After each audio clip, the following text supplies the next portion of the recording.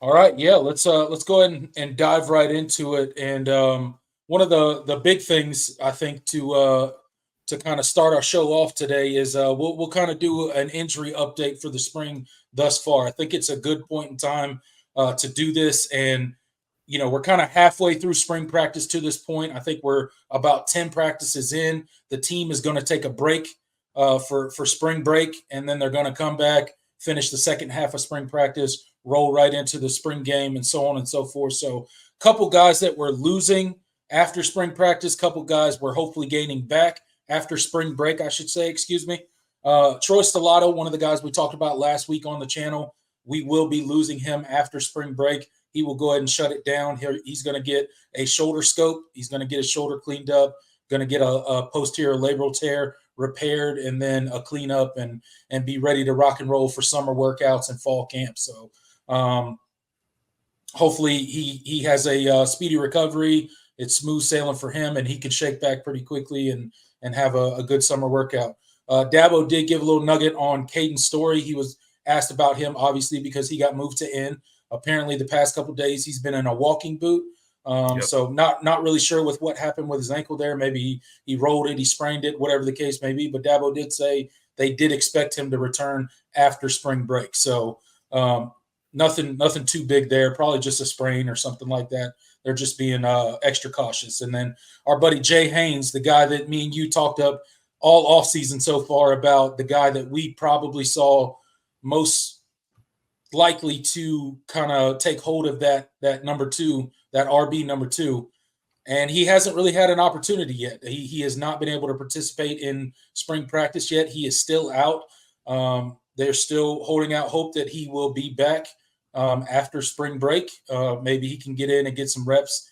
Dabo did say that he didn't know if he would be a full go as far as, live scrimmaging and stuff like that, but he felt pretty confident that he would come back and get at least some indie work and stuff like that, and kind of they would have their full scale of running back so that they can really evaluate everybody outside of Phil Maffa. We all know what Phil Maffa can do. So what are your thoughts on excuse me, the injury so far this spring? Nothing too big.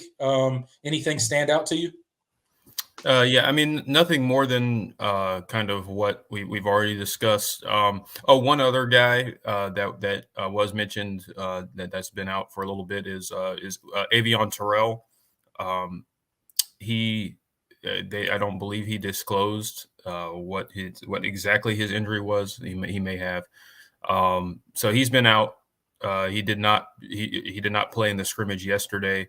A true freshman, mid-year enrollee, Tavoy Fegan, was actually running with the ones. So that kind of tells you kind of the injury situation at cornerback right now with all the guys that are out. I mean, we already talked about Avion Terrell. We know Jaden Lucas, what he's dealing with. Shelton Lewis has been out. It's kind of a banged up cornerback room right now, and so that's kind of one thing to kind of monitor. We'll kind of see how that progresses. But other than that, everything is more or less the same as last week. So nothing that stands out to me right now. Yeah, nothing too big, nothing vastly concerning or anything like that. You'd like to see that cornerback group maybe get a little healthier over this next week when they got a little bit of break. Maybe a couple of those dudes could shake back and we can really get a good sense of what we have in the cornerback room, because they're just, like you mentioned, man, there's just not a lot there right now. It's kind of eerily similar of the wide receiver position last year, right? Yep. Where we just did not have guys to go out there and play.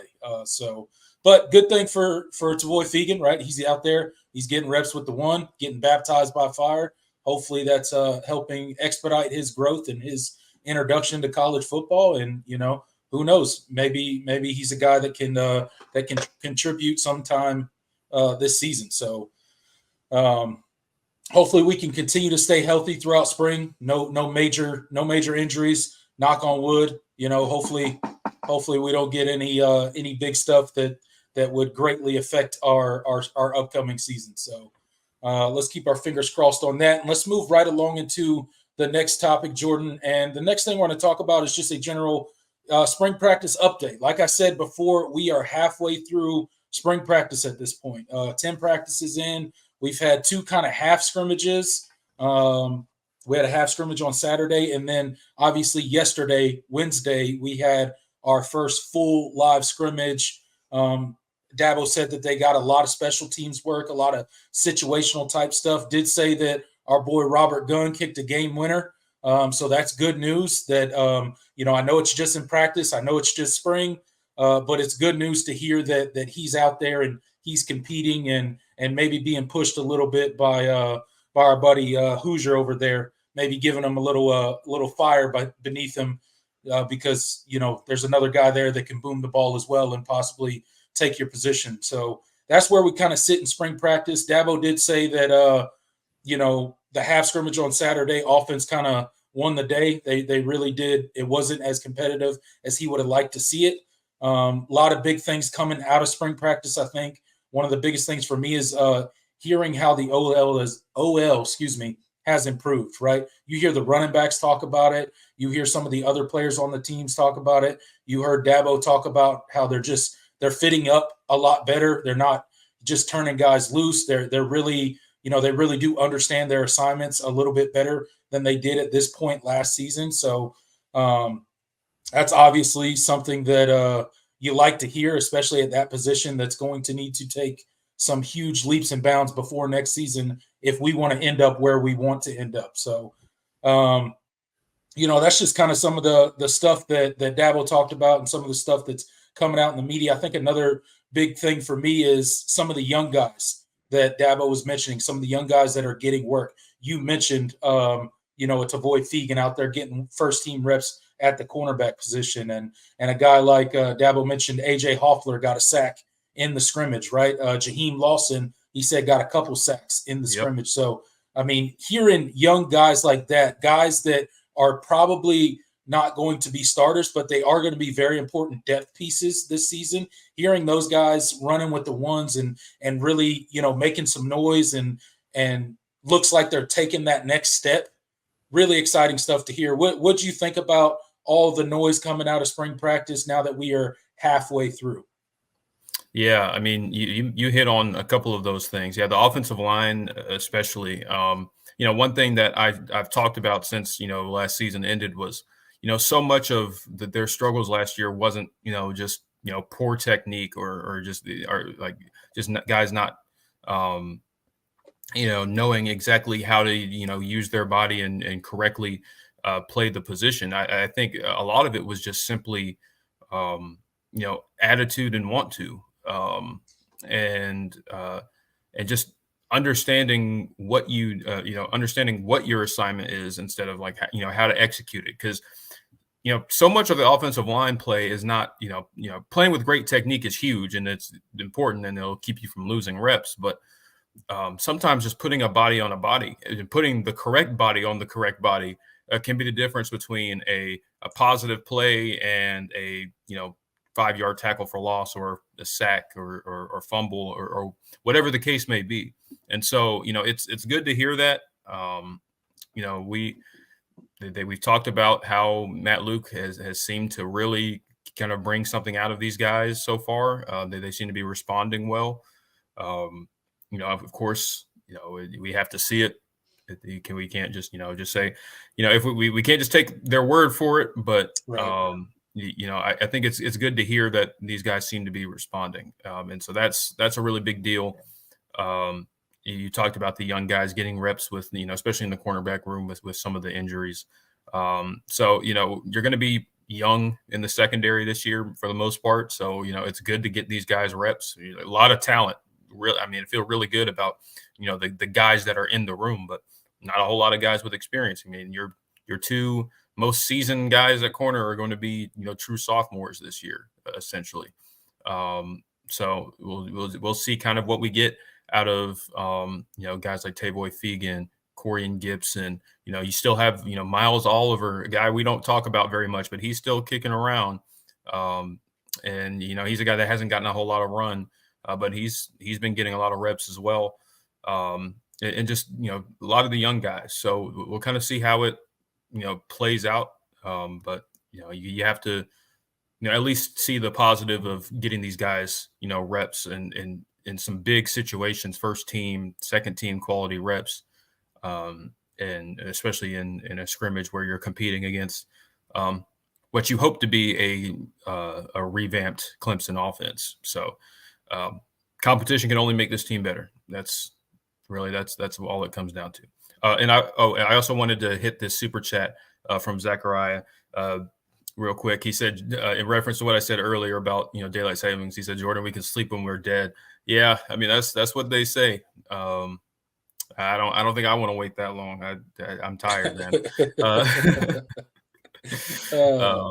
But no, man. Thank you for the $2 super chat, and thank you for continuing to support the show. Good to see you, man. Yeah, absolutely. One of the regulars. Appreciate your support. But let's talk a little bit about the defensive side of the ball a little bit. I think we focused a lot on the offensive side of the ball last week in our show, and I think we should maybe show the defense some love a little bit while we're doing our spring update. And one of the position groups that I kind of want to hit on is the linebacker group, right? So we know what we have in a Barrett Carter, right? We know what we have in a Wade Woodaz. The big question mark for the Clemson linebacking core is after Wade Woodaz, then what, right? We know we got a big 5-star recruit that come in, Sammy Brown, as advertised. We've talked about how, everybody's talking about, how he's physically ready. He looks the part, but the mental side of it, is he going to be able to come along quick enough? And then behind him, other guys that are going to progress. So how do you see that linebacker room kind of shaking out after those top two guys that I mentioned, a Wade Woodaz and a Barrett Carter? What is it going to look like after that? And who do you see kind of maybe taking that next step this spring? Well, I really think that, this is a big offseason for, guys like Jamal Anderson, D. Creighton, Kobe McLeod. These are, guys that are, especially these are guys going in their second year. The staff has spoken highly of these guys at different points. I'm a really huge Jamal Anderson fan, and I think he's eventually going to fulfill kind of that Sam linebacker role that, Clemson has, been just, they've been prolific at for a while now. And I think he has all the athletic tools to be that next guy, but it's just about, is he, just playing the position. It's a very demanding position. And so you have to wonder, is he going to be ready to play in case you have injuries? And, we'll kind of see how that, continues to progress. And I'm really interested to hear more about how those guys are progressing. So that's building depth in that linebacker room is huge. And, so Sammy Brown coming in is a great, just his, just his pedigree and just his coming in and his work ethic and willing to, he already, like, the thing about Sammy Brown, kind of like Peter Woods in the previous class, he was a guy that just everybody sort of gravitated towards. And so you have to think that having a guy like that in the linebacker room can only help. RJ Mickens talked about, hey, leadership doesn't have an age. And so, these older, a lot of the older players are feeding off of the energy from these freshmen and sophomores. So it can only help. And so I'm really interested to see kind of how that plays out in the linebacker room and who is really going to step up and kind of separate, because we just haven't seen much of anybody behind Wade Woodaz. So, that's going to be the big question mark for this defense. One of the big question marks for this defense as spring continues to play out. Yeah, absolutely. It's going to be a really interesting position group, because I think there's a lot of opportunity for some of those young guys and even those guys that have been here a season or two to kind of really carve out a role where they are a contributor on this football team. And that's certainly going to be determined this spring and how those guys kind of perform out there. Another kind of interesting position, I think, especially depth-wise, speaking of just depth-wise, is the defensive end position. And we've talked about it quite a bit, but now we finally have some feedback from the coaches, from Dabo Sweeney, talking about these guys that are going to run out there after a TJ Parker, after a Peter Woods, right? We know those two guys are running out there first at the two end positions, right? But what's the depth look like behind them, right? We talked about Caden Story, a little bit banged up, but Dabo said that he's looked good so far out there. And then we talked about, or I mentioned earlier, an AJ Hoffler, Jaheim Lawson, like those guys out there getting sacks. They're kind of they look like they're taking the next step necessary to become depth pieces and really become contributors on this team. So, what are your thoughts just on kind of the early talk halfway through spring now about those pieces behind a Peter Woods and a Parker? Well, it definitely seems like there's more juice surrounding the younger guys. You mentioned Jaheim Lawson and AJ Hoffler. We've talked about this offseason, how big this offseason was for, the two older guys in the room, Cade Denhoff and Zaire Patterson. But it seems like it's trending towards, the young guys coming in, and they give this team a better chance to succeed. Now we'll see how that, we'll see how all of that bears out. But this staff, particularly on defense, has not been shy about playing guys, no matter seniority, not playing a factor in who gets playing time. At least not a major one. Wes Goodwin, I think, has been one of the things that kind of separated him from Brent Venables is his. He seems to be more urgent about getting his young guys on the field, and I think that is just a product of the scheme is a little bit different. It's not as complex or demanding, and you don't need to the reps and the mental reps and the amount of responsibilities you have aren't quite the same as maybe what it was under Brent Venables.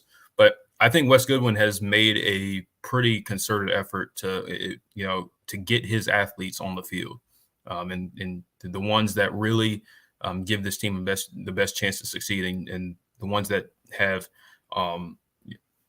that just show more from a talent perspective. So I think if you just kind of read between the lines, they're never going to tell you that outright, but it seems like they're trying to get these young guys up to speed because they feel like they're going to be the future. We talked about them, so we'll see how that kind of continues to bear out. Yeah, and then we'll see how it all shakes out in the end. I mean, but it does seem that maybe some of those guys that have been here, 3 seasons or so, are maybe being outshined early this spring by some of the youth that is along that edge. And if that proves to be the case, then so be it. Run the guys out there that give this Clemson team the best chance to win, because at the end of the day, that's the name of the game. That's what we're trying to do. So, I'm glad to hear that those young guys are stepping up and accepting the challenge. I mean, think about a coaching staff having to move 2 defensive tackles out to edge. That should challenge every single person in that defensive end group.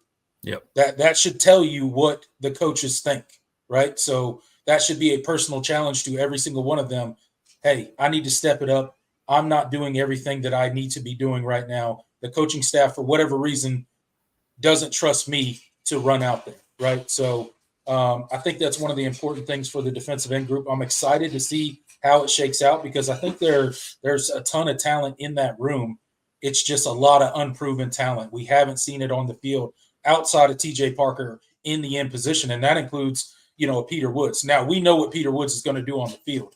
I don't think there's any question there. But outside of those two guys, there's no proven commodities in that defensive end group that have seen significant time on the Clemson team in real live games. So it's going to be interesting to see how it all shakes out, and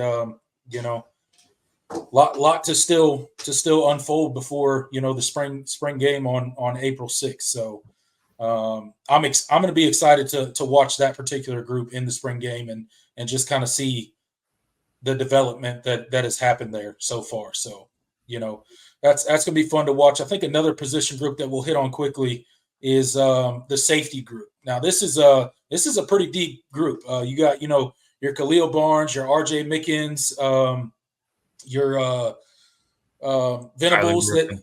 Yeah, Tyler yeah, Venables. Tyler Venables that spent all season last year hurt, but now he's back. That's a veteran piece that you get back. Although he didn't play all of last year, I mean that's a leader for this defense. That's a guy that's been in this system for a very long time and understands the Clemson defense.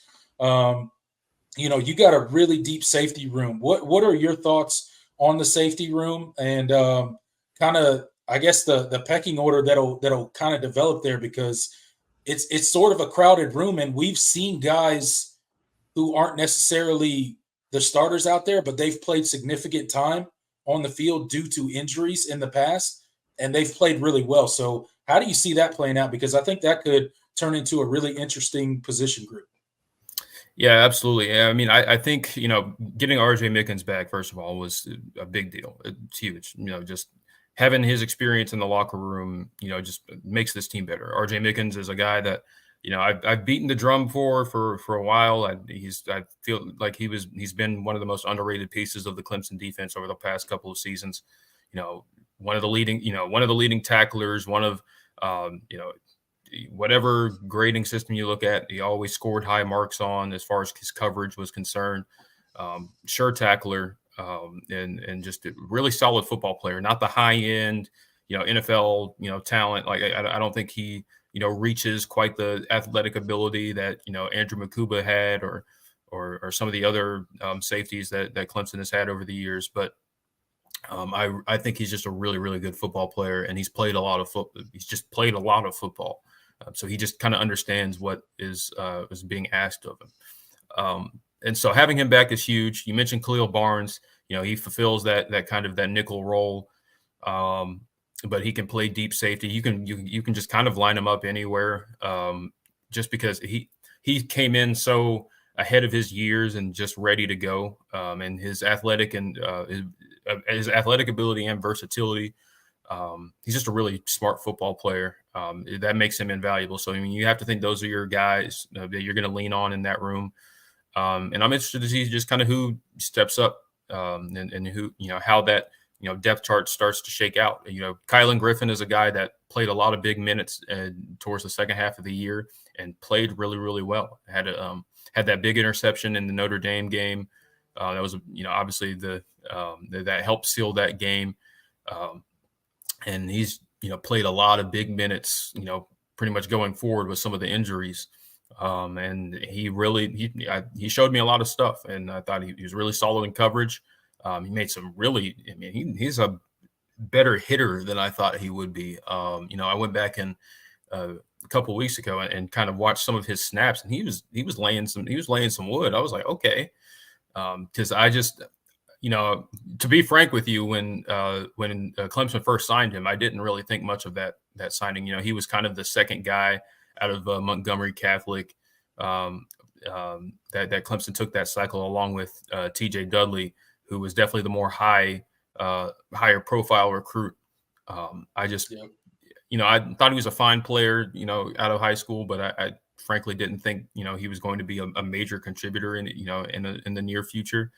So I'm glad he's proven me wrong, because I was really impressed with how he played. And then another guy that we haven't really talked a ton about this spring, but a guy that I'm really hoping has kind of that eureka moment and that breakthrough moment is Sherrod Covell. Loved his high school tape, loved the take. He's a heavy hitter as well. And I think he could be a really, really valuable piece as a box safety and coming downhill, making hits. If he can really develop as a coverage guy, I think you'll start to see him a little bit more on the field. And then, of course, we already talked about Tyler Venables and just how much football he's played. He's dealt with injuries. That's kind of helped him. Kind of hindered him, not helped. So I want to see how he comes back and how he factors in the rotation as well. And of course, you have a lot of the young guys, Kylan Webb, some of the true freshmen. So it's going to be interesting to see how all of that shakes out. Yeah, absolutely. And one of the interesting things I think is Dabo mentioned Kylan Webb and a Joe Wilkinson, those young guys that have come in and he talked about how those dudes, like, they're hungry when they're out on the field. They're out there. They mean business. They're out there, laying the hits. They're 100 miles an hour when they're out there, and they look comfortable out there. So I just think the safety position is a very interesting position.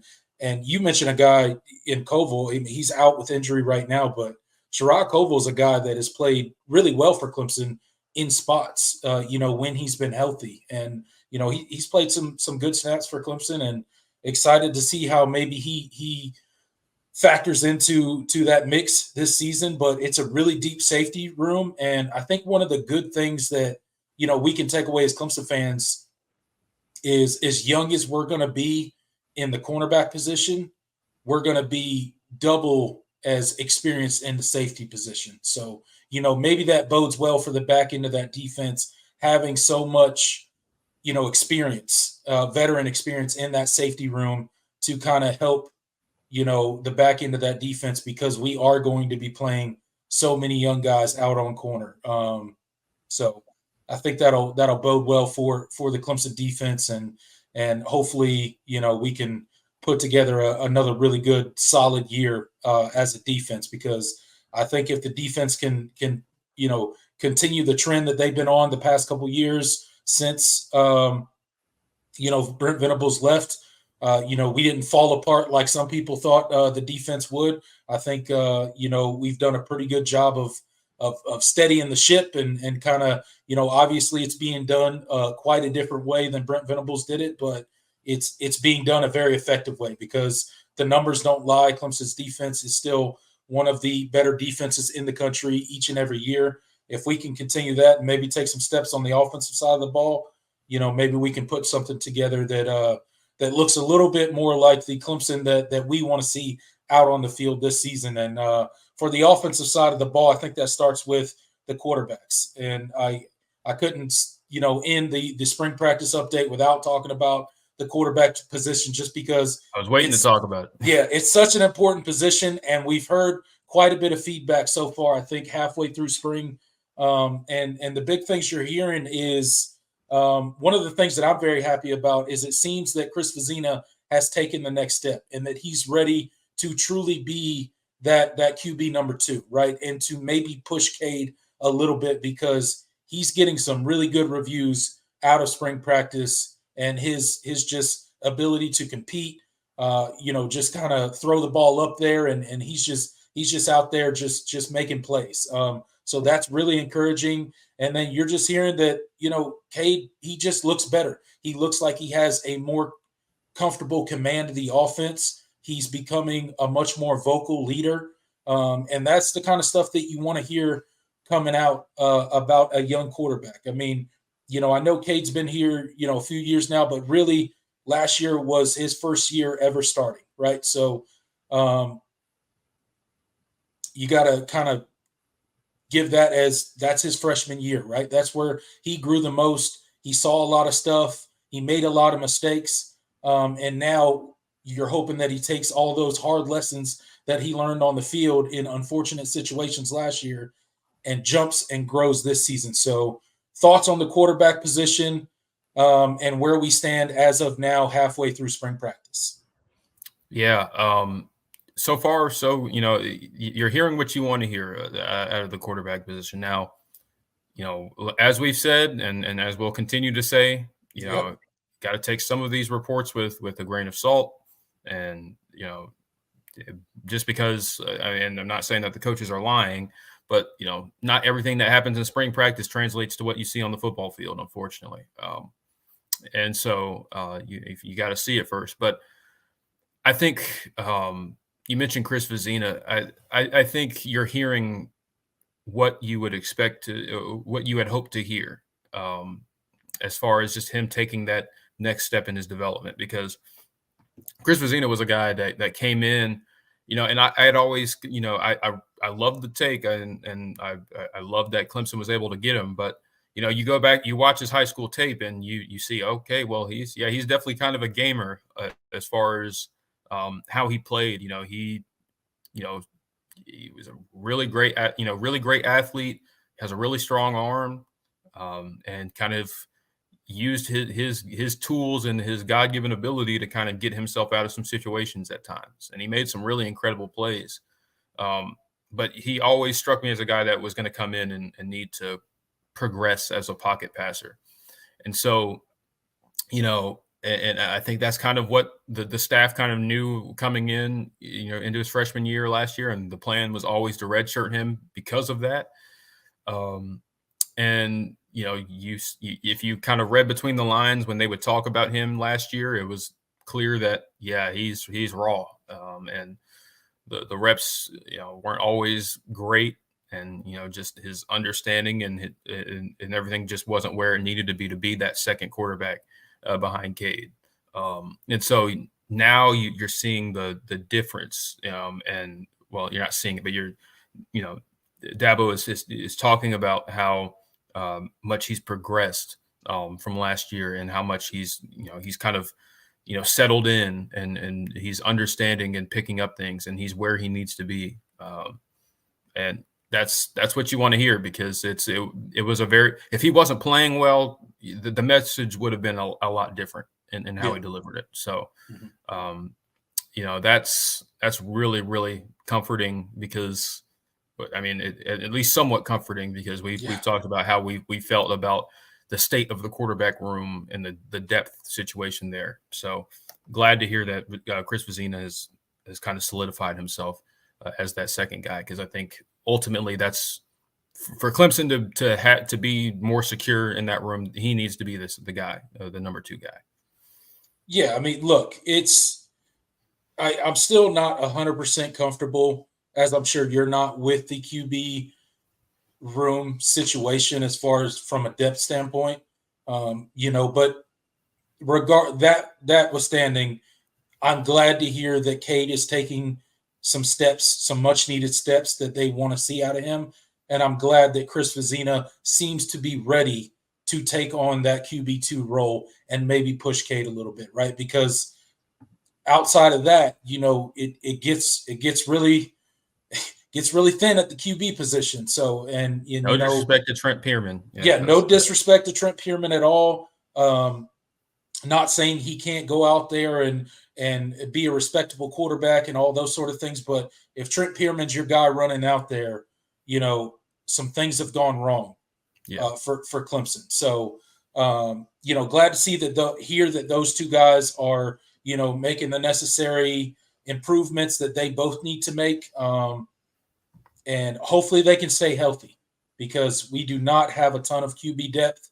And in order for Clemson to be the team that I think they have the potential of being this season, Cade's got to stay healthy, and he's got to continue to grow and take those much needed steps forward in his leading of this offense. And, keep in mind, this is going to be year 2 in the Garrett Riley system. Garrett Riley's still figuring things out. I think you mentioned it on a previous show where, I don't think people give enough credence to the fact that this is the first time Garrett Riley's been without Sonny Dykes. This is truly him out on his own, developing and calling his own offense and installing that by himself for the first time ever last season, right? So I'm sure he's learned some stuff. And I'm sure that he's learned that, maybe he didn't do everything exactly right last season. And I'm sure he's made improvements on that already. So that's also some things that we need to think about, right? There should be growth within the coaching staff as well, starting with the offensive coordinator, Garrett Riley. Obviously, we've made a change at, the offensive line position, so on and so forth. Yeah, absolutely. And, that's a point that, just we don't talk about much, because, Garrett Riley was the shiny new hire of last offseason. And, we just, we thought, oh, man, he's going to come in and, he's going to finally, bring things back to where we need it to be. And I still think he can do that. But, it wasn't the immediate turnaround we had all hoped. And there were some, situations that Clemson was in roster-wise and personnel-wise that made it difficult, and injury-wise that made it difficult. So, I think, year 2, Cade in his second system, his second year in the system, can only be a positive. And, from all the reports, the scrimmage yesterday, he was really settled in, really crisp. The offense, they said the offense won the day, so that was good. You saw some really, really nice plays, from some of the young guys. We've talked about how Bryant Wesco has already turned heads at the wide receiver position. So it's good to see, him developing chemistry, with these guys. We'll see how it plays out. Obviously, we talked about some of the depth issue. I'm sorry, some of the injury issues at corner. So you always have to be like, okay, well, it wasn't necessarily all of the first team defense out there. There you go. Yeah.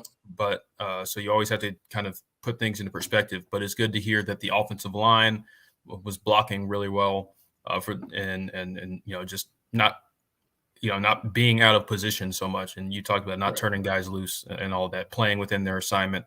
And the technique will come. Matt Luke has been here, but he's been doing this a really long time.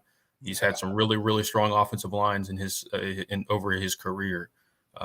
So I've never thought that Clemson's offensive line issues were the past couple of seasons because they were playing with poor technique. I think it's some of it was just frankly some of it was just being soft, and just not always understanding it and being on the same page, and then kind of being together as a unit. And that goes beyond playing with proper technique and in pad level and all the stuff that that comes with offensive line coaching. It's a lot of it is just working together as the offensive line should be one cohesive unit. It's not 5 individual players, and that's what the offensive line was last year at a lot of points. So we'll see how this offense continues to progress, but especially with the quarterbacks and the news about how they've progressed, both of them, is encouraging. Yeah, absolutely. We've heard a lot of good stuff coming out of spring practice so far. Like I said, we're about halfway through. They're going to take a break for spring break. Then they're going to come back, finish up, ending with the spring game, on April 8th. So love the stuff that we're hearing so far. But again, taking everything with a grain of salt, we'll see how it all works out.